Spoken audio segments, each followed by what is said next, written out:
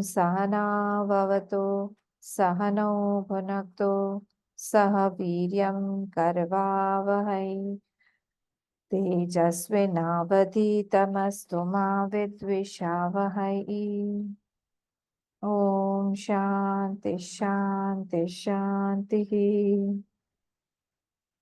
Vakratunda Mahakaya Suryakoti Samaprabha Nirvignam Kurume Deva Sarvakaryeshu Sarvada Saraswati Namastubhyam Varade Kamarupini Vidyarambham Karishyami Siddhir Bhavatu Me Sada Gurur Brahma Gurur Vishnu Gurur Devo Maheshwaraha Gurureva Param Brahma Tasmai Shri Gurave Namaha Sadashiva Samarambha Shankaracharya Madhyamam Asmadacharya Paryantam Vande Guru Paramparam Shruti Smriti Purananam Alayam Karunalayam Namami Bhagavad-pada Shankaram Lokashankaram Samasta Jana Kalyani Niratam Karunamayam Namami Chinmayam Devam Sadgurum Brahma Vidvaram Sadgurum Brahma Vidvaram Vasudevendra Yogindram Natva Jnana Pratam Gurum Mumukshunam hitarthaya Tattwabodho vidhiyate. Tattwabodho vidhiyate. Okay. Today we will enter into a new topic, the second chapter, which is called Tattwa Vivek Prakaran. Tattva Vivek Prakaran, the inquiry into the truth. Tattva Vivek Prakaran. This is the second chapter. Now we will read out first and then we will go ahead.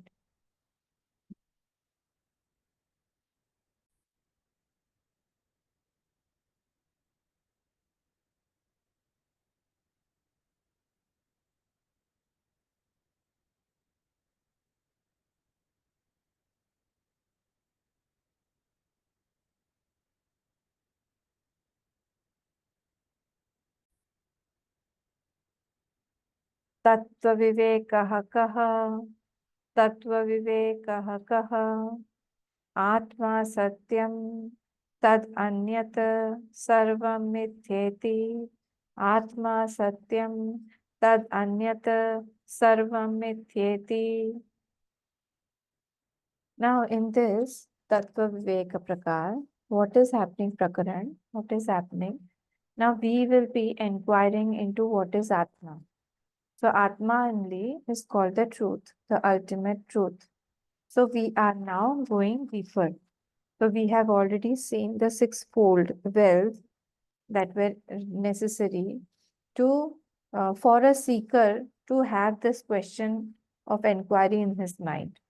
So when he develops all those qualities in his mind, the fructification is, the conclusion is that he will have this question in his mind, that what is the truth? I want to know the truth. I don't want to know anything else. So Tattva Viveka, because this is Tattwabodh, now the question is, what is Tattva Vivek? What is that Vivek? Well, I want to know about that Tattva. If you remember, the definition of Tattva was Tanoti iti Tattva, which pervades everything in this universe, which pervades all in this universe. This is called Tattva Vivek. So what is that Tattva Vivek? Into that inquiry will be made right now. So the answer is given as Atma Satyam. Till now, Atma word was not used. Now, the word Atma has been introduced, saying that the Atma only is the truth, Satyam. Tad anyat sarvam mithya iti. Apart from that Atma, everything else is comes under the category of mithya. Now, earlier we had seen Nitya and Anitya Vivek. Now we will be seeing Satya and Mithya Vivek. Okay. We will read the next thing also. Then will be clear. Atma kaha. Because the question here was, what is Tattva Vivek? And answer was given Atma Satyam. Now, naturally, the student has got the next question ready, saying, I have uh, heard about this Atma first time. Tell me, Gurudev, what is this Atma? So that is why he is now defining what is this Atma. Atma kaha. Now, how to define something which cannot be perceived by any sense organ? So this is a typical case where you cannot compare it with something, you cannot give adjectives to it, because it is not perceived by any of the sense organs. So this is a difficulty here, and that is why the procedure to explain about that Atma is very different. It is not like some materialistic Vidya, or like the knowledge that we gain in the universities. It is not like that, that it is directly shown. If I ask you what is a watch, then the watch is shown to the uh, questioner. Or what is an apple? The apple is shown to the kid that this is called an apple. But here, what is an Atma, you can't tell. Why? Because it cannot be grossified, it cannot be perceived by any sense organ. Shabd, Sparsh, Roop, Rasgan, it cannot be worded, it cannot be heard, it cannot be touched, it cannot be tasted, it cannot be felt. So that is why it is a difficult case wherein we have to describe something where it is beyond perception.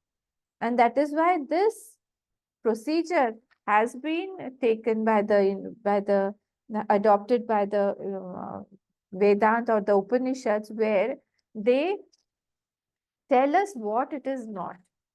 They will tell us first what it is not, and then whatever is left, it will say, now we are telling you what it is. So now don't have to describe it at all. So now here the procedure is, I'll first explain to you. Sthula Sukshma Karana Sharirat Vyatiriktah. First and foremost, there are three procedures. What are the three procedures? Three procedures are Shariratraya Vivek Prakriya, Panchakosh Vivek Prakriya, and Avasthatraya Vivek Prakriya. Means what? What it is not, first and foremost, we feel that Atma must be something of that of type of sharir only, the body only. But it is not that. So this body that is consisting of three bodies, we are separating that. Then Panchakosh, we will know what is Panchakosh. And Avasthatraya, we are shifting or shunting from one avastha to the other avastha, one consciousness to the other consciousness. State of being is called an avastha. So these are the three states. So it is not the Panchakosh also, it is not avastha also, and it is not Shariratraya also. In this way, these three procedures are used here to prove what Atma is not. Okay. So first and foremost, again, please come to the definition.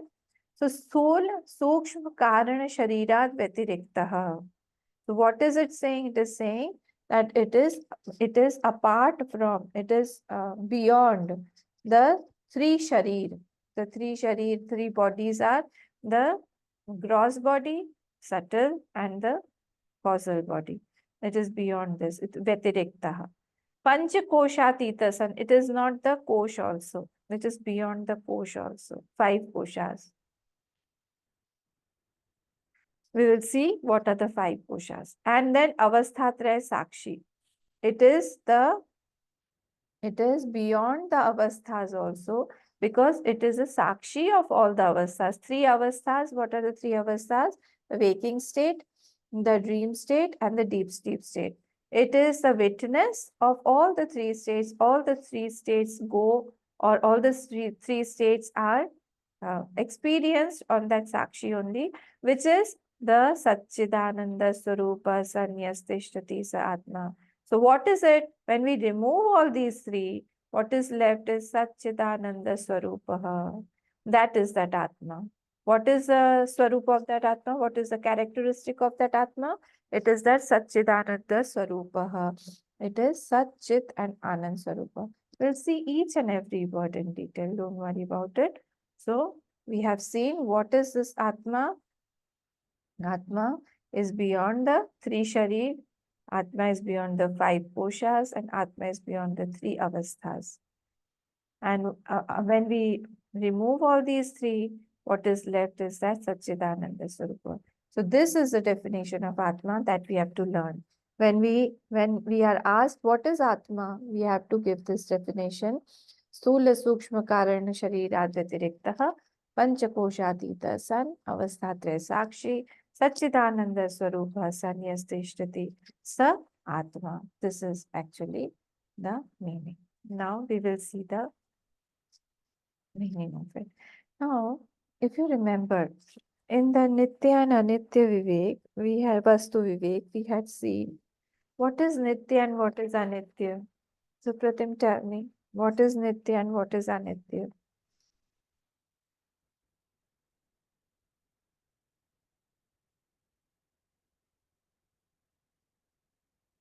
You can unmute yourself.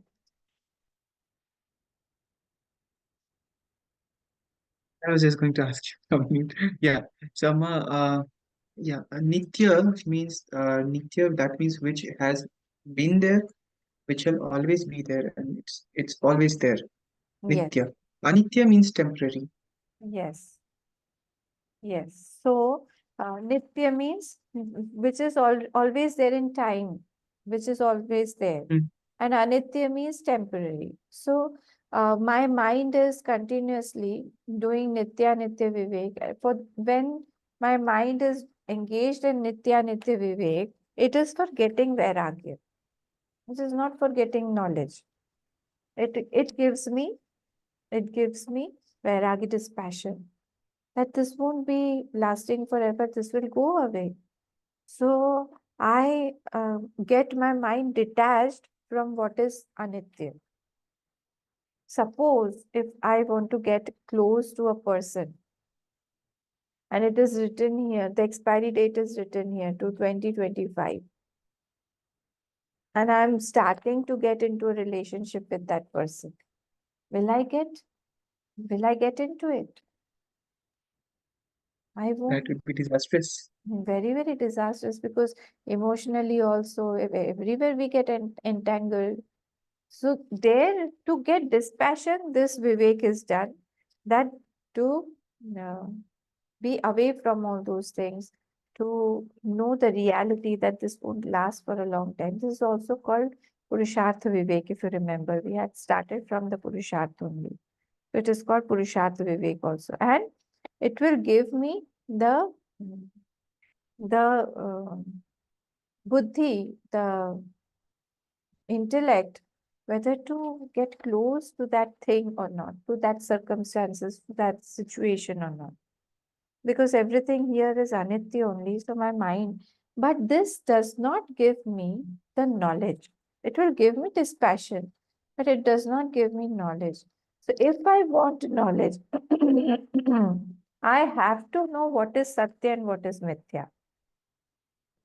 So Satya and Mithya, doing Vivek of Satya and Mithya, this enquiry leads me to knowledge. It qualifies now because I am endowed with all the fourfold qualifications, all those six qualifications also, Shat Sampatti, Shamadhi, Shat Sampatti also. Now I am qualified to go deeper into what is that Satyam. My mind can hold that because I have started this inquiry. So now the reply here was given Atma Satyam. Only that Atma is Satya. And apart from that Atma, everything that is there falls in the category of false or mithya. So we have categorized into two. One side is Atma, the other side is mithya. Satya and Mithya.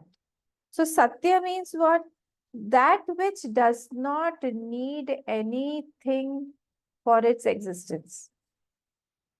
That is called Satya. I don't need anything to prove its existence. That is called Satya. Now tell me, I want to prove a chair. If I want to prove a chair, with what is that chair proved? Chair is made up of the wood. If I take away the wood, there won't be any chair.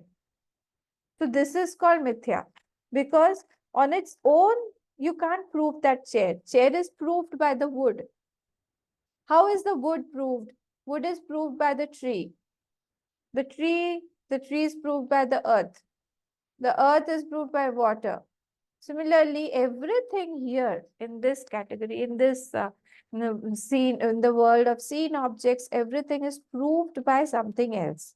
And that is why it comes in the category of mithya only, which is dependent on something else for its existence. That is called asatya. That is not real. Truth, if it is dependent on something else, that will also be untruth only. So that is why truth is not dependent on anything for its existence. Like you do makeup on the face. So makeup is what? Makeup requires a face at least. Without a face, you can't do makeup. So that illusion, whatever is there, that also requires some substantial thing to give the illusion of. Otherwise, there won't be any illusion. So wherever there is an illusion also, wherever there is a mithya also, there has to be some satya on which that illusion is projected. Okay, so Satya is such which is not dependent on anything for its existence, and Mithya is such which is always dependent on something for its on Satya for its existence.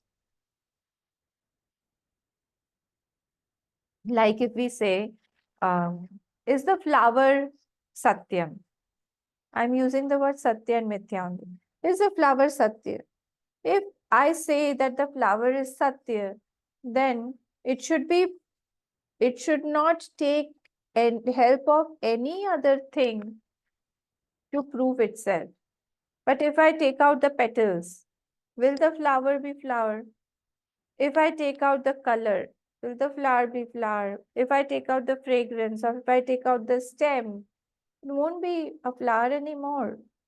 So for calling it a flower, I have to I have to take the support of all the parts of that flower. And hence, it is not Satya.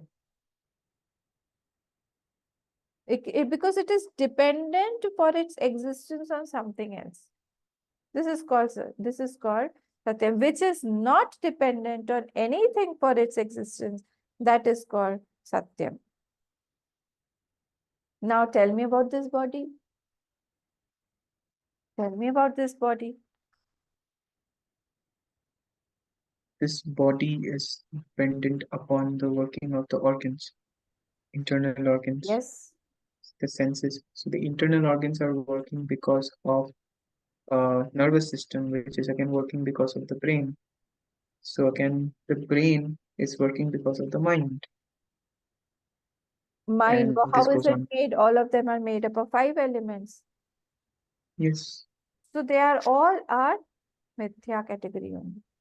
What Vidya. we feel that it is true, what we feel that it is Satyam, it is not Satyam at all. And in this category, therefore, he said that Atma eva Satyam tad vyatiriktam sarvam mithya.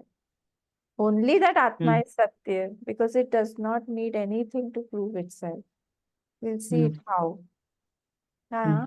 Like if I want to see something, am I able to see something directly? Atma is not seeing anything.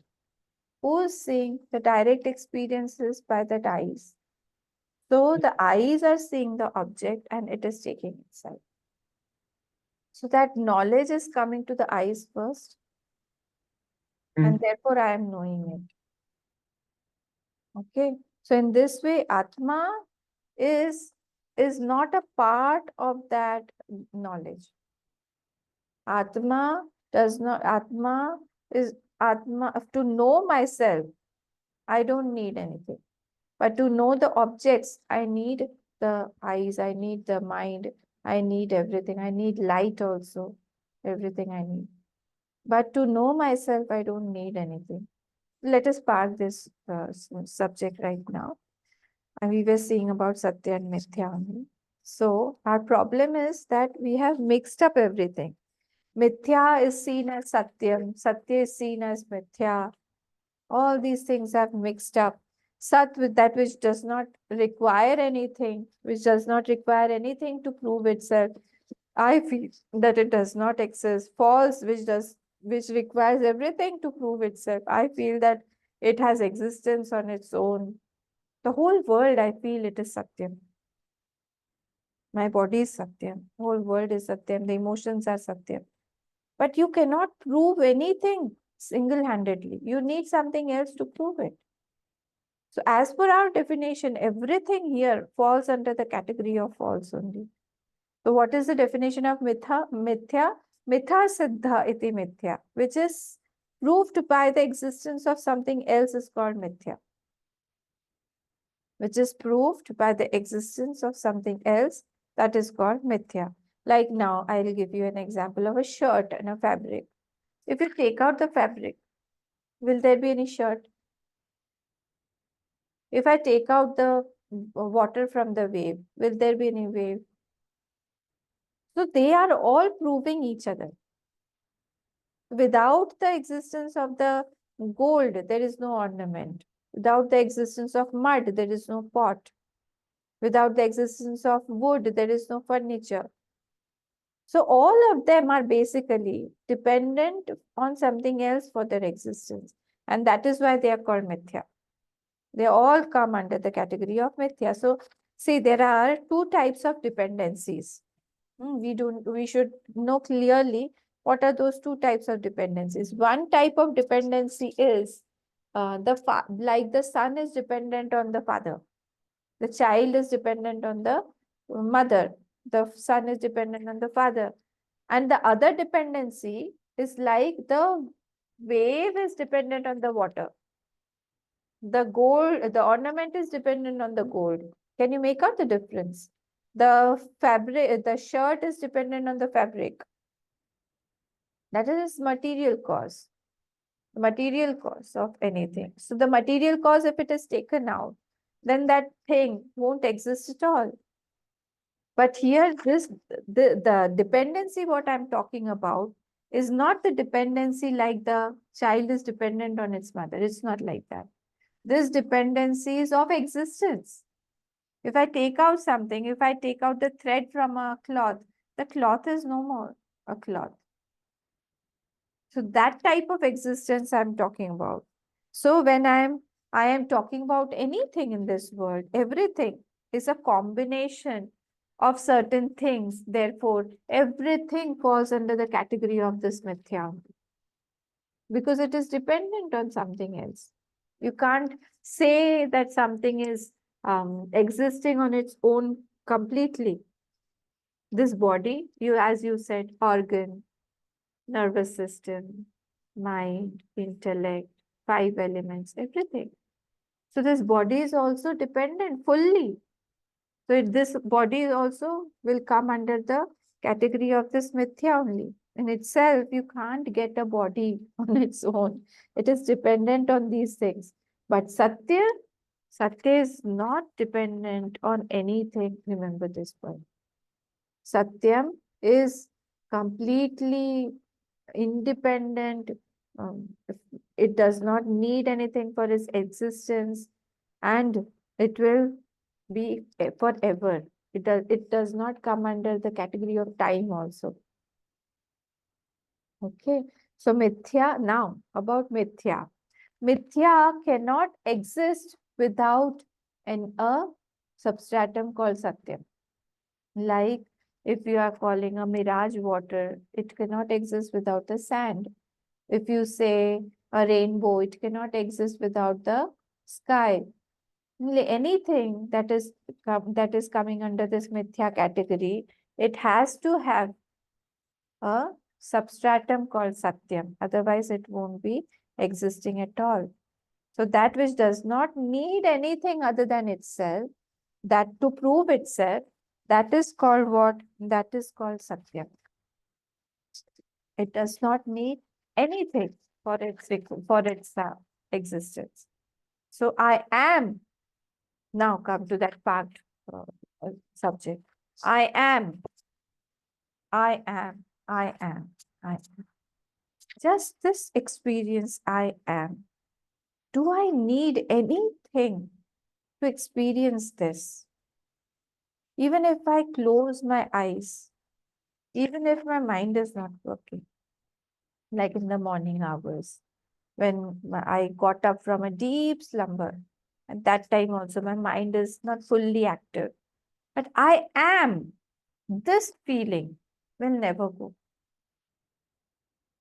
And it does not require anything, even if my ears are not working, my eyes are not open, my taste buds are not ready yet, I haven't put anything in my mouth. Still, I don't want anything to prove that I am existing. I am. I know that I am. This is called Atma Satyam. I don't need anything. This body needs parts. I am. This experience is said by that Atma only. I am. I am. But I am a body. This is mithya. I am a man. I am a woman. All the adjectives that I put on that Atma, the conditions that I put on that Atma, other than Atma, everything comes under false mithya. This is Because the called. Huh? sorry, I was like pondering upon myself, like I am body. So here the body is dependent on I. I am a man. Man is dependent on I. Yes. I he is again. I am a man. Man. I am a woman. Woman is dependent on I. Mhm. So I cannot be changed, but the Yes. object can be changed. Subject cannot be changed. Yes. Yes. So therefore, they are all changed. They are dependent. If you remove that I, that has gone like a pack of cards. You remove one card, the whole thing will tumble down. Similarly, here also, anything which has now come to the next point. Anything which has got a shape, anything which has got a shape, which has got parts, that will also come under mithya category. If I tell you what is a shape, if I tell you, suppose there's an apple, you will tell me that the redness of that apple is that apple, the flavor of that apple is an apple, the 5 elements of that apple is an apple, the shape of that apple is an apple. Suppose I tell you what I ask you, what is that shape? How will you define shape? Does shape has an entity? If I tell you, you keep the shape and I'll keep the apple, is it possible? The shape and the object, they cannot be differentiated. But when you are touching the apple, actually, are you touching the shape? What are you touching? If the shape does not exist on its own, what is it that you're touching? It is 5 elements only. So actually, there is nothing called shape also. Because the shape, you can't prove that I tell you that you keep the shape and I'll keep the apple. That also is not possible. So it does not have its own entity. So here, anything in this world, whatever we see, the names, forms, and shapes, all those things cannot be separated and cannot be cannot have their own existence independent of itself. And therefore, they are all under mithya category. Can you imagine this? Everything in this world, whatever you're seeing, whatever you are saying, because anything needs something else to prove its existence. Nothing can be proved on its own here. And one more thing. Now, this shape, always any shape will be with parts. Any shape will be with parts. Now, if this Atma has got a shape, it will be with parts. And anything, if it is with parts, it will be dependent on something else. These are small, small rules of Vedanta. Again, if anything has got a shape, it will be with parts. If anything is with parts, it will be dependent on something else for its existence. It is not completely independent because it is with parts. Like I told you about the example of the rose, the flower. So because it has got a shape, it has got a part, it has got parts, sorry. And because the parts are there, the parts are proving each other. So they are not independent. So therefore, here anything that has got a shape will be mithya only. Body, let us take our body. Body has got a shape, body has got parts, body is proved by other things. So that is also a big mithya. It cannot be satyam. And we feel that his body is satyam and it will be with me for every time, every day. Every time it will be the same only. And one more thing, anything with part will be modifying also. It will modify. It won't remain the same. Huh? Unmute yourself and say, it will always remain. It will always change. It will modify. You're saying something, Pratim? No, Amma, please continue. Okay. I was just reiterating and writing it down. Okay, okay. So in this way, everything here will have shape. And if it has got a shape, then it will die away. Okay. So now these three prakriyas, Atma Kaha, we have to see these things. So Atma Kaha, now when it is said, then the answer was given that it is not this, not this, not this. Sthula Sukshma Karan Sharirat Vyatiriktah. It is apart from, it is something that is not the three sharir. The what? We have got three sharir, three bodies. Yes, we've got three bodies. What are the three bodies? Three bodies are the gross body. Sthula Sharir, Sukshma Sharir, Karana Sharir, Amma. Yes, yes. So these are the three sharir. So now these three, it is saying that it is apart from these three sharir also. And then it was said it is different from, five koshas also, pancha kosha. Five koshas are, we have got five personalities in us, five tendencies in us. So he's saying that it is different from five koshas also. And also it said that it is different from three avasthas also. Because I am the sakshi of all the three avasthas. Avasthas means waking state, dream state, and the deep sleep state. I know that I was in deep sleep yesterday night. So after I got up, that means I was there also. I say that I had dreamt a little bit in the beginning of my sleep. That means I was there during that dream state also. And of course, I remember yesterday's waking state. So that means if I remember all those three states, this means that I was there in all the three states. I am not changing, though the states are changing. The states are going, coming and going in me. I am not changing.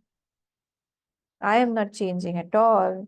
So this is called, the prakriya has been told that this is the whole thing will be removed. What it is not will be removed. And then what will be left? The Satchidananda Swarupa Sanyastishtati. We will see what is Sat, what is Chit, what is Ananda Swarup Santishtati Sa Atma. If I say Atma is like this, Atma, well, why can't you say directly that Atma is like that? This is the problem. We can't say like that, that Atma is like that. If I say Atma is like this, then there will be one more layer on that Atma to be proved that Atma is like that.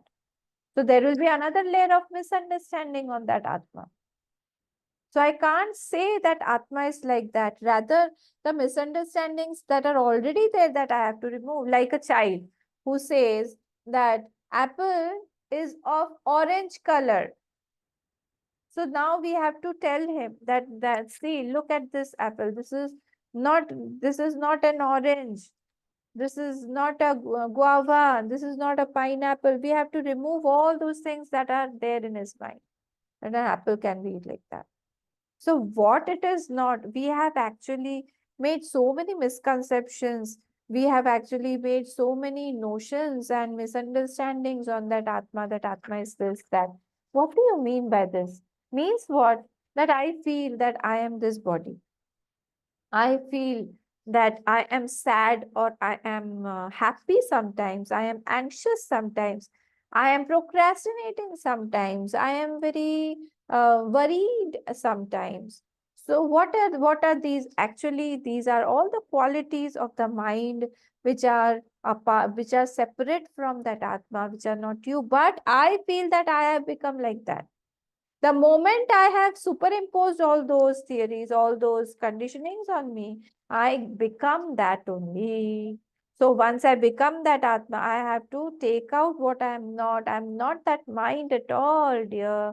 So this Shastra, this scripture is telling me again and again, please know what you are first. Sorry, what you are not first. Please take out all those things, what you are not. Then you will know what you are. So the misconceptions are being removed by these three prakriyas called Shariratraya Prakriya. That's a good question. I'll tell you. So there are Shariratraya Prakriya, Panchakosh Prakriya, and Avasthatraya Prakriya. So because of these, when we are doing these three, we are actually removing what we are not. And once we have removed what we are not, then slowly, slowly, what we are, that will be very, very clear to us what we are. Okay. So let me tell you in gist, what is it? The first three shariras are the sthula sharira, the gross body. The gross body consists of whatever we are able to see. It consists of the five elements. It thrives on food, water, air, whatever five elements are supplied from outside. So this is the five. Sorry. This is the gross body. Then we have got subtle body inside, which consists of the mind, the Gyanendriyas, Karmendriyas. We'll see. All it is made up of Apanchikat Panchamahabhut. And then there is Karan Sharir, which has got all those tendencies inside. It has got sanskar inside. It has got all the seeds of all the karma inside. What your question is right now? You had questioned me just now. That why do we get these superimpositions? All these superimpositions are lying in that Anandmay Kosh only. In that Kosh where we are collecting, we are good collectors. We are, in every birth, we are collecting some or the other seed and we are putting in that bag. And we don't know when it will germinate, when it will fructify, into what. We don't know that also. It will come out.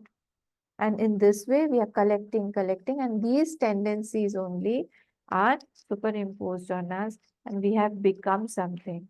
Our nature is to become, our habit has to become everything. That is why this sansar is called Bhava Sagar.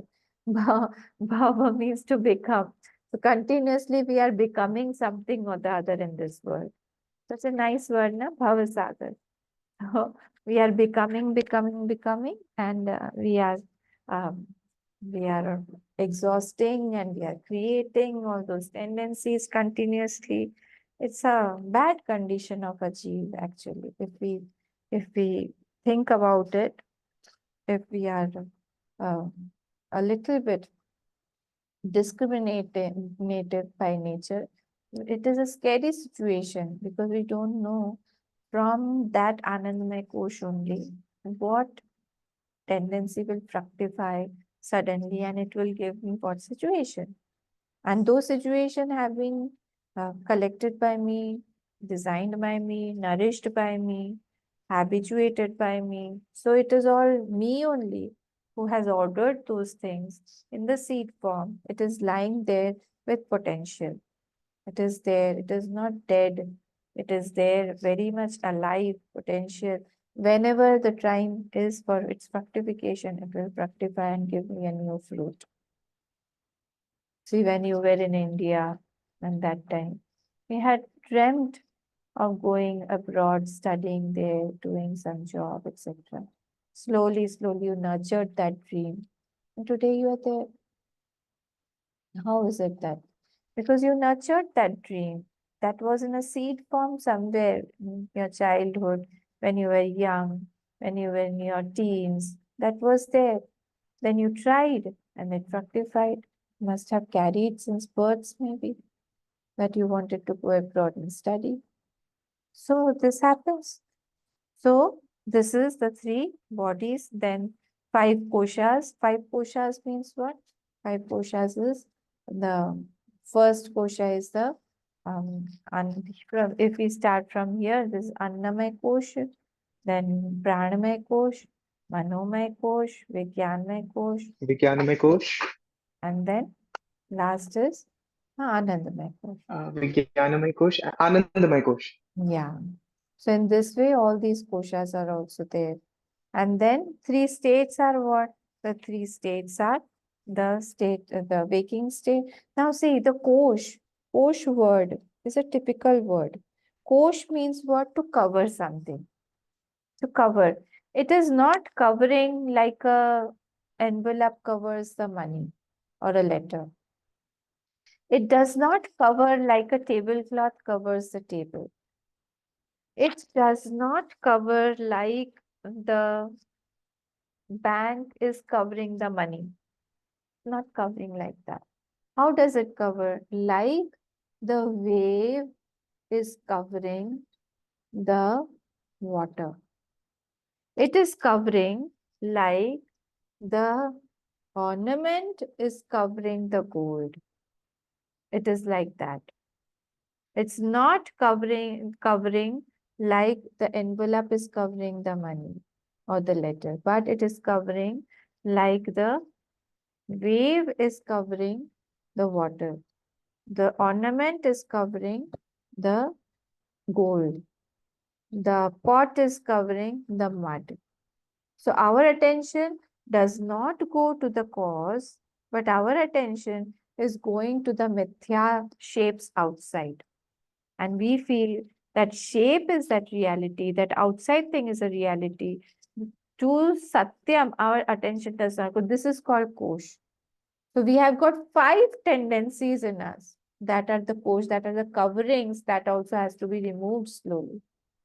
We have got a lot of work to do before we die. Otherwise, again, our journey will continue to next birth, and there we have to do. Ultimately, we have to do. We have to remove these covers. Otherwise, the cycle will go on till we remove and till we come to the truth. What is the absolute truth? If we don't know this, again, we have to keep on becoming things that we have superimposed on all of us, the conditionings. And so Atma is appearing as if as that Kosh. Atma is appearing as the Annamay Kosh. Atma is appearing. Annamay Kosh means what? The food sheath, the personality that is seen outside, that sheath that is nourished by the food. Then the Pranamay Kosh, the vital air sheath. then the Manomay Kosh, the mental sheet, then the intellectual sheet.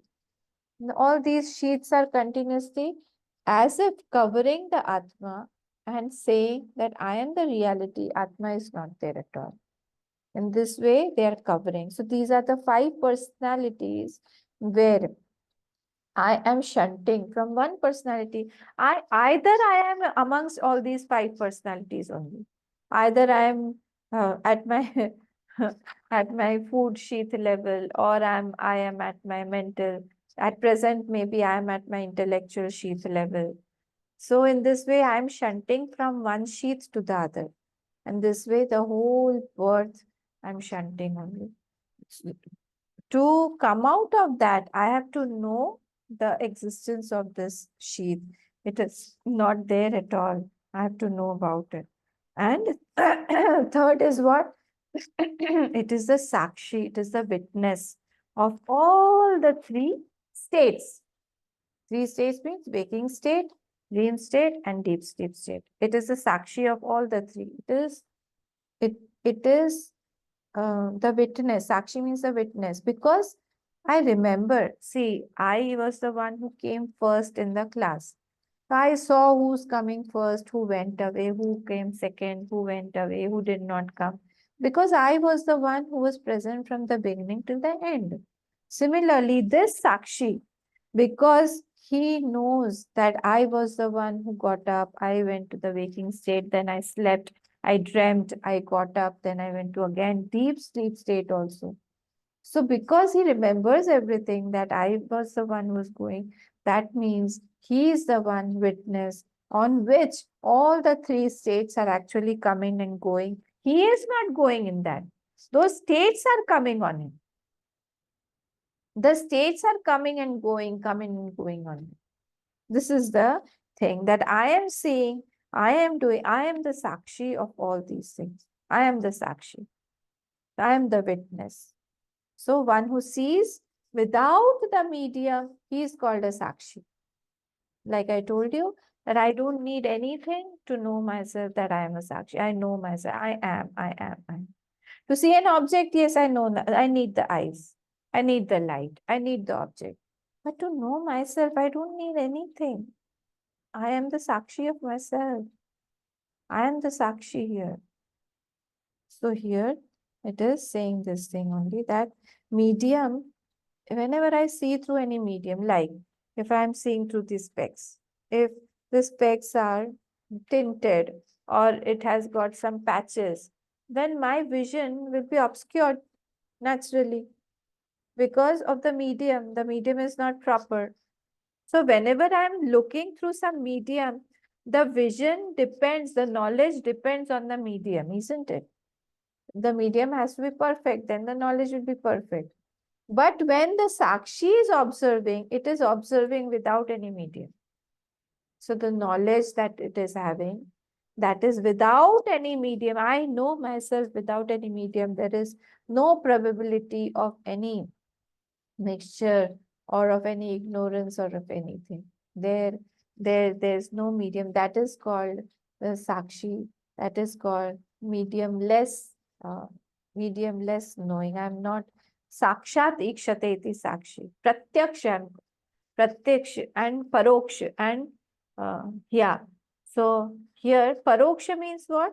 Aksham Prati. I am looking at something which is in front of me. But here it is without any pratyakshata. This is paroksha. So, sorry, this is pratyaksha.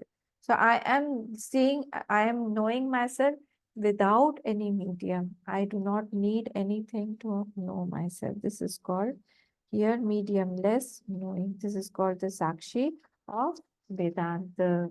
This is how can you certify its existence which is seen through some medium? Because it will depend on that medium only, that the existence of that thing will completely depend on that medium. This is watch. This is watch. How do you say this is watch? It might be that it is not a watch, it is a clock. Might be like that. Or in your language, it is said a watch. It might be in my language, it is not called a watch. So there are so many things. So this is called, this is said by the false I. The real I mind is dependent on consciousness for its existence. How can it be real then? Mind is not dependent. Mind is completely dependent. Body is dependent. Knowledges are dependent. But that Sakshi, that is not dependent on anything for its knowledge. Okay, so as dream seer is the seer throughout the whole dream world. Similarly, this seer is also the seer of the whole world. Again, like the dream seer, when I'm dreaming, the dream seer is there, who's dreaming the whole dream. He is the sakshi of the whole dream. He's on him only everything is appearing. The plants, the rivers, the people, the sun, the moon, everything is appearing on him only, on the dreamer's seer, dream seer.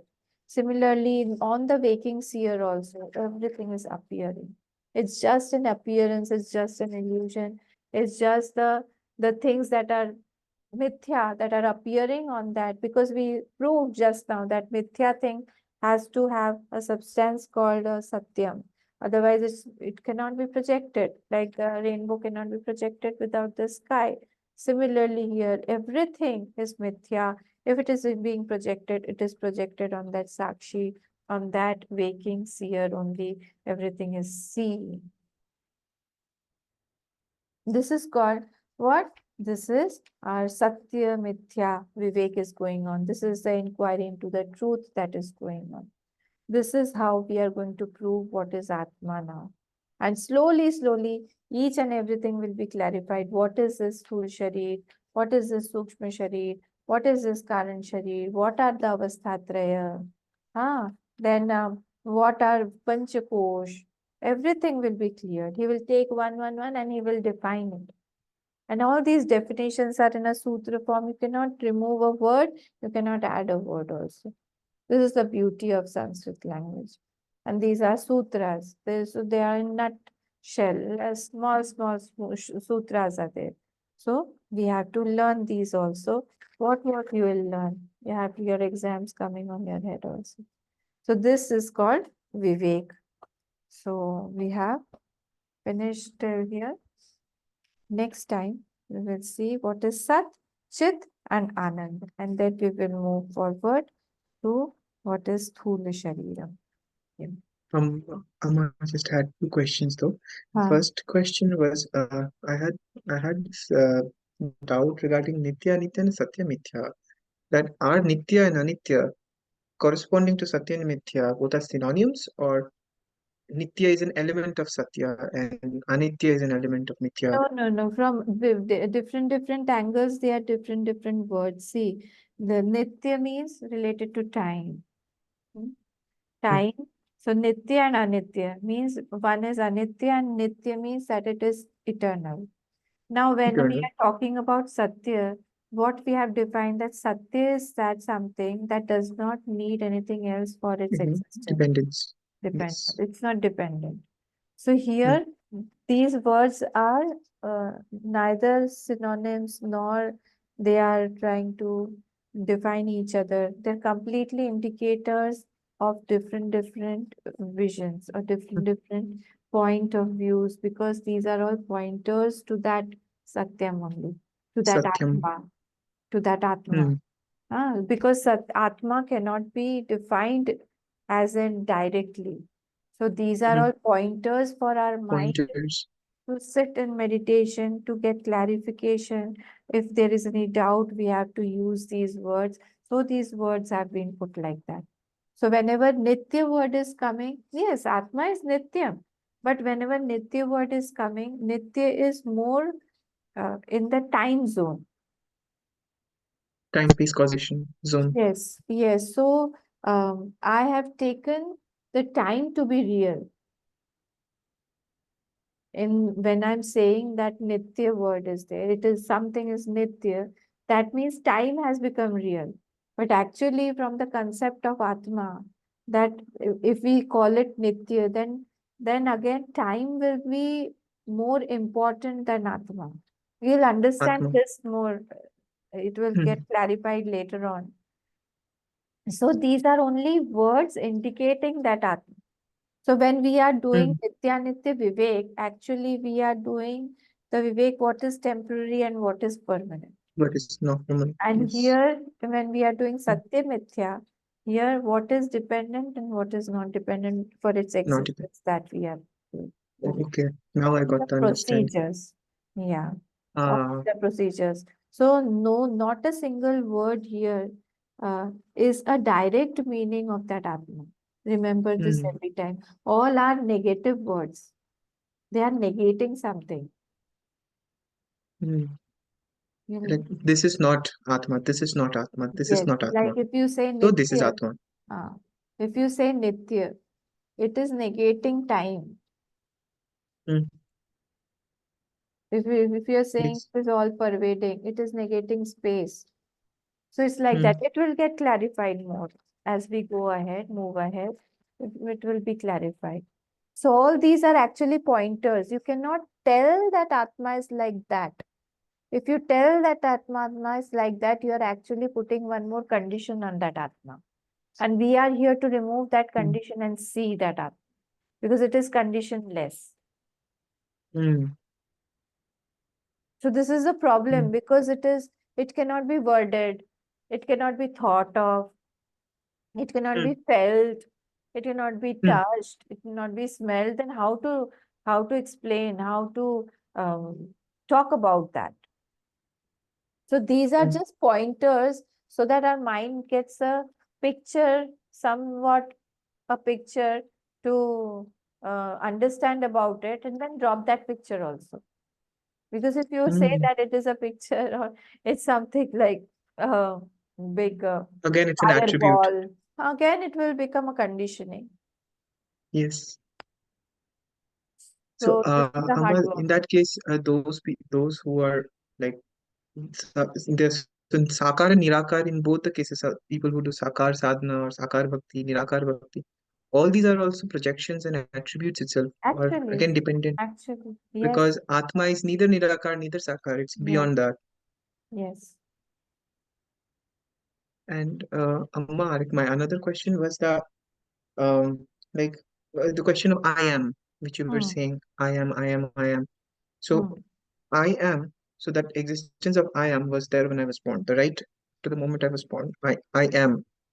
I yeah. could feel that when I grow up. Now I'm in my late 20s, so I mean like I'm a youth now. I can feel I am, Hmm, and then when I will grow old, I will in my mid age and when I grow old, I will still feel I am. But yeah. the day when I die, Hmm. then my I don't have a mind to say that I am. No, you Then have a mind. You won't have a body. okay, that was my question. That where does the I am go? You have a mind, but that mind won't be able to express because that mind needs this body to express. We'll come to it when we see the Sthul Sharir and the Sukshma Sharir. Thul Sukshma Karan Sharir. This will be clarified at that time. The mind will be there. Mind is a traveler. Mind does not die. The brain will be cremated here. But the mind will Hmm, be going again to the next birth. It hmm, will take all your experiences in the current Sharir and it will travel nicely. Bag is packed hmm, and it is going. But it does not have this gross body is required to express. So this gross body is not there to express that I am feeling, I know that I am. hmm. That makes sense, Amma. And the last question which I was wondering to ask is that, and I'm not going to take much of your time because I know you're feeling very sleepy. So, I'm looking sleepy also now. yes. So, what is the reason for these superimpositions we have? That makes us know I am anxious, I'm we are weak, happy. I'm strong. We are habituated to this since so many births. I have become something and I'm habituated to it. So this is a eternal journey of habits only. Abhyasena tu kante. All this is a habit only. I'm habituated to becoming a jeev, Hmm, to become small, so to become angry, to become elated, to enjoy some certain things, to not to enjoy certain things. All these things come. hmm. So this is all That makes sense. abhyas. So if I now start rewinding, U-turn, I go mm, back. So I have to put mm, another habit, a counter mm, habit, counter abhyas. mm, mm. Yes, yes. Like if I want to leave, suppose I want to leave tea, suppose. uh, so I start drinking hot water Mm, like that. So I am replacing those habits with something else. The habits cannot be mm. left directly like that because my mind has got a taste of that. Mind won't leave very easily. So it is Vritti, you better. have to replace the uh, vritti. Vritti. So you have, it is better you replace a better vritti that your mind will enjoy. If even if it does not enjoy in the beginning, it will start enjoying later, Mm. slowly. It will take some time, but it will start enjoying later. So in this way, you will control all those habits that are there. I'll start with Abhyasina to Kunti from today Yeah, only. we have to actually. Otherwise, it's scary thing. There's again. Abhyasina Kunti. Yes. Abhyasena tu kaunteya vairagyena च क्रियते. Vairagya is also required. Otherwise, you won't be able to do abhyas also. So if there is no Dispassion. vairagya, you Mm, can't become a good student. If there is no mm, vairagya, a mother won't be a good mother if she does not have vairagya. A teacher won't be mm, good teacher if he does not have vairagya. So everywhere, wherever concentration is required, vairagya helps because it will, the distractions it will keep away. It will help us in concentrating on a single vritti. So we mm, need vairagya. We can't mm, sleep if we don't have vairagya. Sometimes when the mind is hyperactive, that time, like yesterday night only, I was feeling, I got some nice idea and then I started thinking. I said, where's my sleep gone at this time? 11:30 night. And I was mm. thinking, said, no, I have to leave all this. I need vairagya right now. I left everything, then I did my little bit of jap and then I slept. So if you don't have Yeah. vairagya, you can't sleep also, you can't eat also. Yes, yes. When some old friend comes to you Ah, and you both are sitting nicely, at that time, where is your sleep? The whole night you're awake, mm, chatting. There's no vairagya at that time. Your sleep is gone, eating is gone, everything is gone. So for everything you do, you need vairagya actually. And if you do want to do yes. it with perfection, you want to concentrate, then you need more vairagya. So अभ्यासेन तु कौन्तेय वैराग्येण च गृह्यते. Bringing it in. Vairagya is also required, otherwise you Very required. mm, can't continue. Okay, shall we finish? Thank you so much, Amma. Yes. Okay. Om Purnamadah Purnamidam Purnamidam. Purnat Purnamudachyate Purnasya Purnamadaya Purnamevavashishyate. Om Shanti Harihi Om Shri Gurubhyo Namaha. Harihi Om.